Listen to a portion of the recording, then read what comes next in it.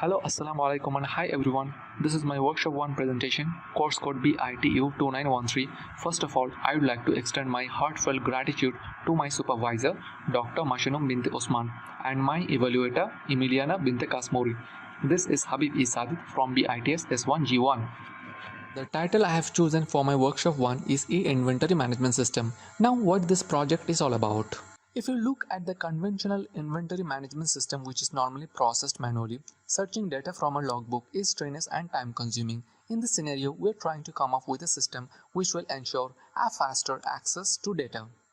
The time to compute monthly sales on a regular basis need human resources. More human resources means more salaries to be paid out, which is not a wise plan at all. In this scenario, we are trying to come up with a long-term solution. Manual computations have higher chances of human error and these mistakes are unprecedented, whereas a computer automated system guarantees an error-free outputs. The records to be stored in a database should be accurate, well-defined, clearly organized, precise and up-to-date. This will eliminate the chances of any fraudulent activity.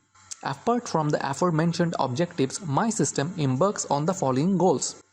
To develop and design C++ console application on e-inventory management system, and this system is going to keep track of the sales of all products in the shop.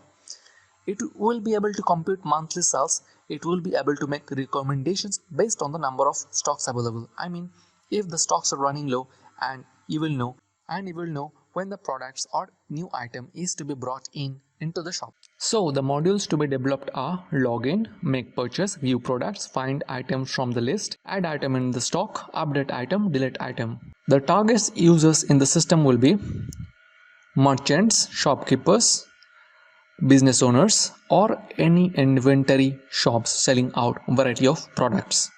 My full view of the whole flow chart, I have two types of user, admin and the user, I mean buyer, alongside number of system implementation such as enter customer details, calculate and display price. We will see in depth once we start implementing the program. So here is my ERD of e-inventory management system. I have 4 tables: admin, product list, customers, purchase info, and you can see the relationship between each tables. So based on the ERD which I have just shown you now, this is my data dictionary. Yeah. So now I am going to demonstrate my program. So let me hit the run button. So here is my console application. So it is asking me either to key in 1 or 2. What if I press a character instead of integer or number? It is going to render a message saying that you have key in a wrong input. So I have to re-enter the correct input. Now I have to enter my credentials.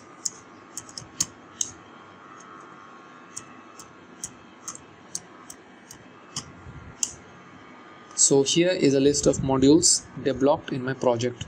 So first I will view the show list items. So I have to go for option 1. So in the option 1, as I key in option 1, so I have this list of items. So I can go to the main menu. Now I can find item from the list. Alright. So I key in option 2 and enter an ID. So suppose I enter item ID 20. So it is able to find my item. So item 20 is found. What if I want to find another thing which is not included in my item list? So I have to press S to search again. Alright, now I want to see the items which is not in the list. So the item not found in the database. So now I will press any key to terminate my search. Now I want to add an item to my list of products. So flash drive is the name of my product. For example, company Asus, category electronics,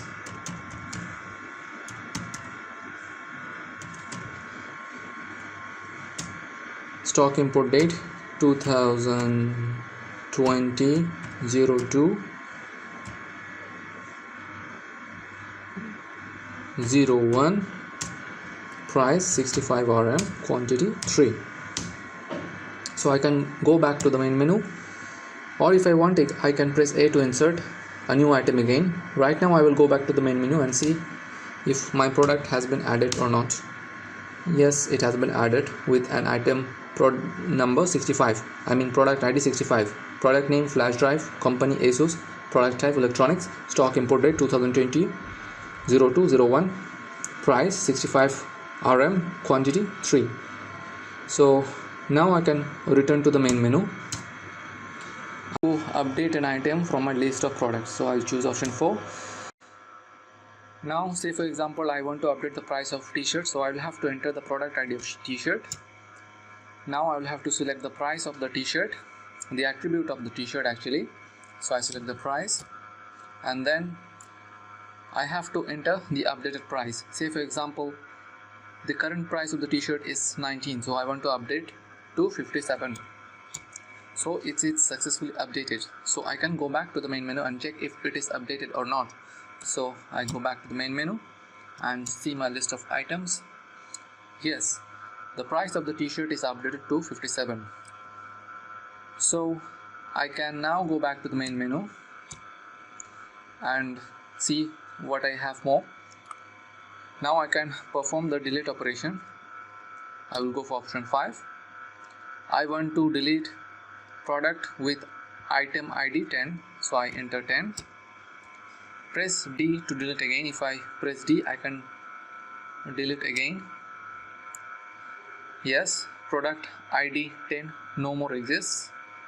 So if I want, I can delete product ID 4, which is rubber. Press D to delete again. Yes, now the rubber no more exists in my table. So now I can go back to the main menu.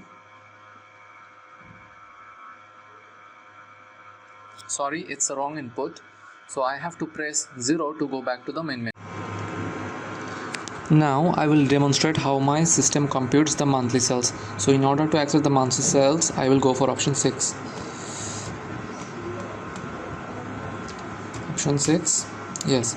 Now my desired month is September, so I select September. My desired year is 2019.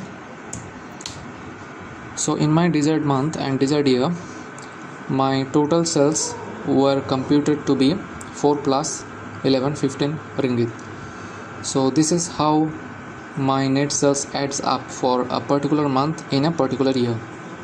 If I refer to my database, I will have the same thing. So here net sales, this 4 RM plus 11 RM adds up to give a net value of 15. Now I will show you how my system produces a stock report. So in order to access stock report, I will go for option 7. So here it says that this following product is running out because I have only one piece here. Actually in my system, any product below 5 will show up in the stock report and it will message that these and these products are running out.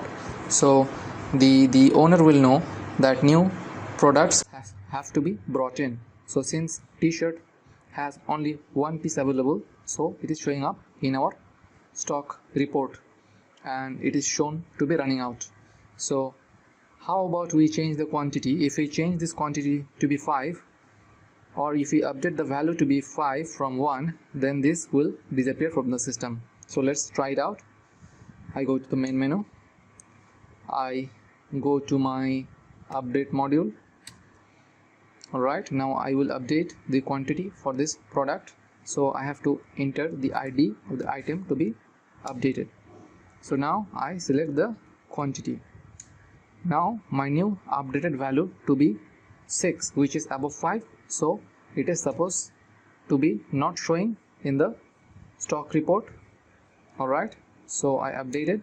Yes, successfully updated. Now I go to the main menu. Okay, I can see my product list is now 6. Now I go to the main menu and now I want to see my stock report. See, there is no products available because all the products have quantity greater than 5. So I go back to the main menu, and then finally I can log out of the system. Now I want to log in as a customer, so I go for option 2. After that I can buy product, retrieve my purchase history, or log out of the system. So let me try with the buying module, and let's say for example I want to buy 2 pieces of pen and 1 piece of pencil. So I want to buy pen, so I select the product ID for pen, I select the quantity 2, and I want to buy pencils, so I select the product ID for pencils, I want to select the quantity 1. So I don't want to buy anymore, so I exit out of the buying system. So now it's asking me to confirm the purchase. Yes, I confirm the purchase.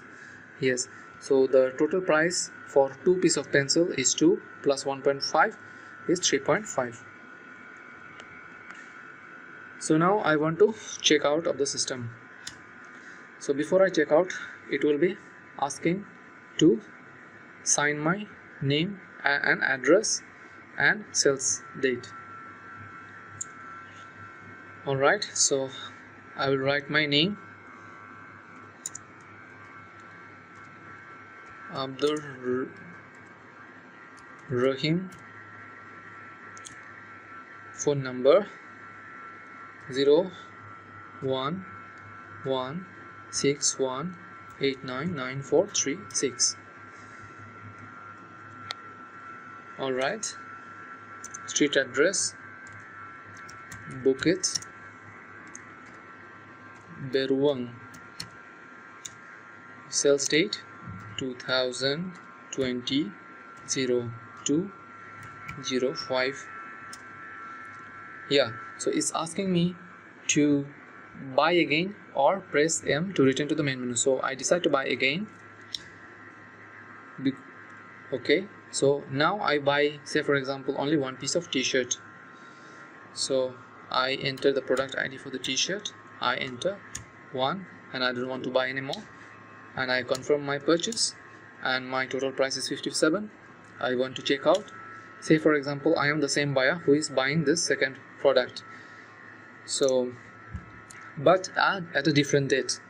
So my name is Abdur Rahim, phone number 01161899436, street address Bukit Beruang, sales date 2020 0207. So this purchase has been made on a different date, so it has been connected. So now I want to retrieve my purchase history. So now I have returned to the main menu. I want to retrieve my purchase history. Okay, now in order to retrieve my purchase history, I need to key in my phone number, which is 01161899436. So this is my purchase history, Abdur Rahim, same phone number, date of sales and net sales. So I want to return to the main menu. Here is the technical information about my project. I have used code block compiler, and the database platform used are MySQL Workbench 8.0 and XAMPP server. Here is one example of the screenshot of the approach used to handle errors. Here is my database connection codes. This is how I connected my database using this code. This is an example of how I retrieve data from a table. This is an example of how I added data into a table. This is an example of how I deleted data from the list of items in the table. This is an example of update query, how I updated certain items in the table. This is an example of how I searched data from a database. And finally, I have a reflection of this whole workshop 1. Actually, I had a little programming knowledge in the beginning. Workshop 1 has trained me from novice programmer and helped my interest grow in doing stuffs of coding. I'm more confident with myself to pursue with advanced level of programming. You can do it too. And finally, thank you.